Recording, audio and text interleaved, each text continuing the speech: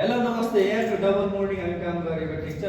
Total तपाईँको 85 रुपियाँ फुल फिनिसिङमा हाम्रो यो मोल्डिङ पनि आउँछ, यो सबै आउँछ 85 रुपियाँमा।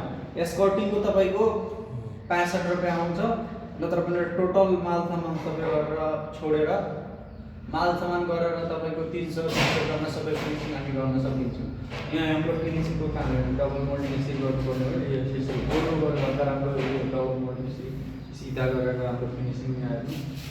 अहिले सबै काम गरेको यहाँ यो गरेको किचन पनि हेर्नु, उनले किचन गरेको यहाँ एकदम एउटा स्टाइलले गरेको छ यहाँ।